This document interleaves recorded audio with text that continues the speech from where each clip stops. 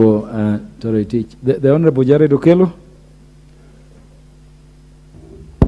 I thank you very much, Honorable Speaker.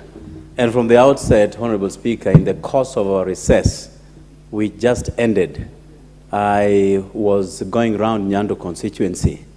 I was confronted by very ugly scenes around the junior secondary school education, Honorable Speaker.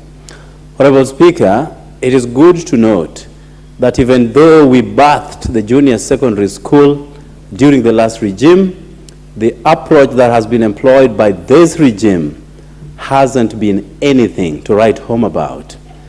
Classes were built in secondary schools, and this regime chose to have our children continue learning in their primary schools, even though junior secondary school. So we have a great shortage of classrooms in these schools, yet the classes where they should be carrying out their studies are left in secondary schools, Honorable Speaker. This regime ought to have looked at this thing in depth before making that decision to continue having them in the existing primary schools. It creates an imbalance, Honorable Speaker.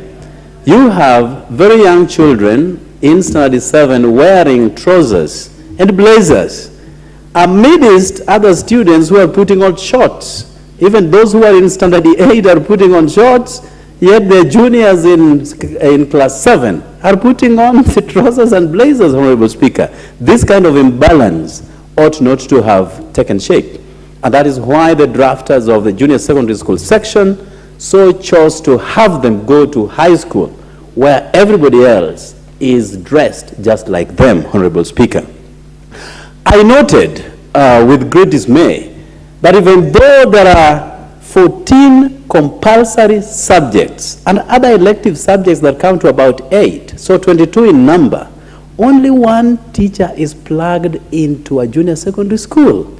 Even if you are a genius, for heaven's sake, you cannot teach 22 subjects, Honorable Speaker, and this is something that has to be properly looked into. And when this regime chose to have 35,000 more additional teachers to primary schools, I had thought that they were going to be sane enough, amid this insanity, to have these teachers going to junior secondary schools. So there is a great shortage in those schools, Honorable Speaker. Besides the fact that there are certain subjects that call for laboratories, and there are no laboratories in all these schools. So you have children undertaking theory lessons without practicals, Honorable Speaker. So this is total disarray of our education system, Honorable Speaker. Amidst all this disorganization, they are also expected to pay 11,000 shillings dubbed lunch money. Now, it is good to have lunch in school, because lunch probably is the only meal that these children can have in a day, amidst the poverty that has permeated our systems. But you have children who cannot afford 11,000 shillings to pay, but they are forced to pay that kind of money, Honorable Speaker. So you ask yourself, what happened? Just the other year, they were running back home to eat and come back to school in the afternoon. Now, parents are being forced to check out 11,000 shillings every year. Now, our CDF, NGCDF system has not given us regulations to go down deep into Standard 6 or Standard 7. So, as I was walking around my constituency, I was being confronted by these facts. To have these children be put under the category of NGCDF under bursary.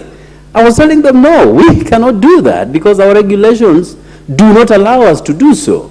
So it's a total mess, Honorable Speaker, and I wish at one point in time, this House will come to make a decision around junior secondary schools. If it is not addressed in good time, Honorable Speaker, I'm very afraid that we are losing a generation, academically speaking. And if we lose a generation, an entire generation, thousands and thousands of students, what will then happen to them few years to come? My kid in Standard 7 will be asking me, Dad, you saw this happening and you never raised any alarm. At least I will be vindicated by this debate, Honorable Speaker, that I tried to bring it to light so that our children can know that that kind of disorganization should not be allowed to pass, Honorable Speaker. Now, on this report, Honorable Speaker, the drafters of the CDF Act 2003 came to the realization of how other areas were alienated by the successive regimes. That where you have to vote a particular pattern in order to get benefits out of it. You remember, even 2 days ago, and I'm glad that my colleague here has said this house is not an appendage or a stooge of State House. Honorable Speaker, we listened to one William Samoei Ruto over the weekend dictating terms to this house.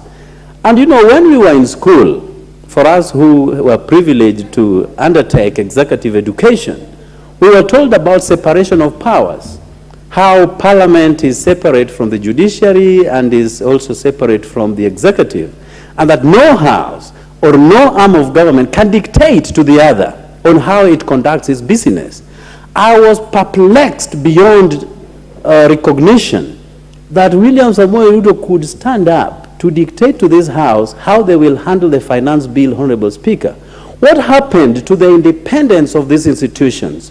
What happened to the matter of argumentation? Because you have to argue. A president, so he calls himself, cannot dictate to this house how we conduct our businesses. And if that was, to threaten certain members of this house to vote a particular pattern, then I'm very afraid that they are just starting. You never know how much they would want to push in the next few years. And if we are not afraid, Honorable Speaker, don't be shocked to be confronted by a bill that will be extending the life of a president in this country. It has happened to our neighboring country. It can happen now. So what the executive is trying to do is to see how much they can push so that they can now transact those clandestine businesses in this republic, Honorable Speaker.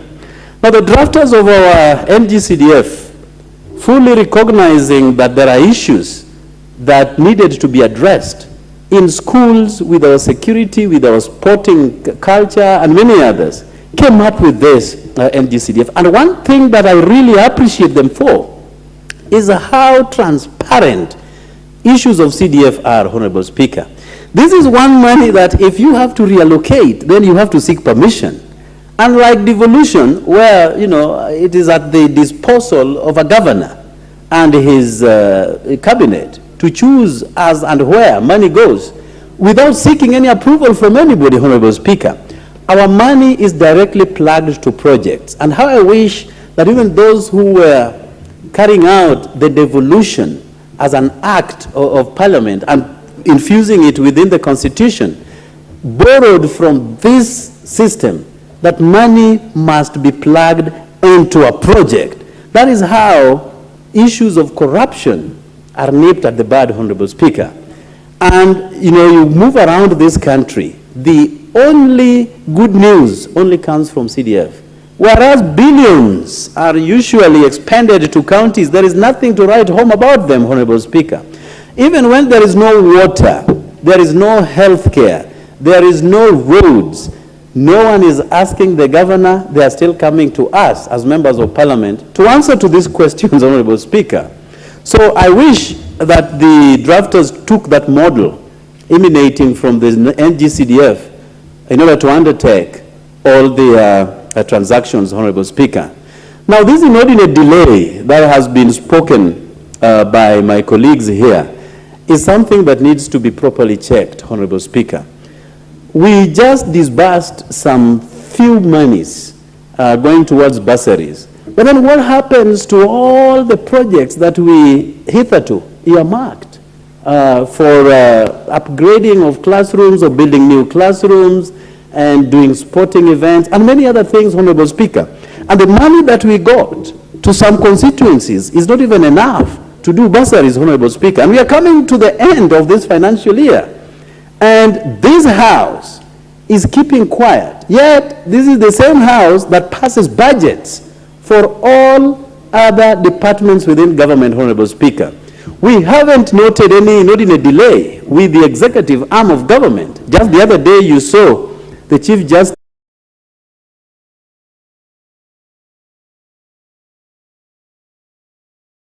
Parliament, we have to beg. You have it.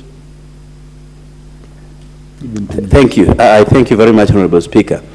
So when the judiciary gets its full monies, the executive gets what it needs inside its budget, and all those monies come from appropriation from this House, Honorable Speaker. And yet, when it comes to our matters, then we are told that, you know, Treasury has not released your exchequer. And then you'll be told that the Speaker and the Clerk will be meeting with the Treasury Cabinet Secretary to talk about our monies, Honorable Speaker. We have to beg, literally, living on our knees, talking to the executive that has no due respect to the members of this House and what it ought to be doing, Honorable Speaker. These are matters that we must confront. These are matters that we have to be very much alive to. We are not going to allow the judiciary, you know, buying and driving state-of-the-art vehicles and showcasing them in public functions, and then giving a swipe at the members of Parliament without due regard to the participatory role that we play in the welfare of this country, Honorable Speaker. So I want to challenge us that this House has teeth that it has refused to put into use. Today, we tabled the budget, the appropriations, budget and appropriations bill. Today, we tabled the public finance bill. The executive expects that you will shepherd the entire process without any hitches. Yet, there is no CDF. How I wish that we can stand our ground the way we did it in Mombasa and say, no budget, no CDF, and no CDF, no budget. And we say, no public finance bill. Of course, I will oppose that finance bill with all my might. But let us come to the realization that this House has what it takes to do what is necessary so that we champion the interest of the people that we represent out there. With those many remarks, I thank you, Honorable Speaker. Thank you, Honorable Jared Okelo. The Honorable Dr. Eve Obara, the MP for Kapondo Kasipul.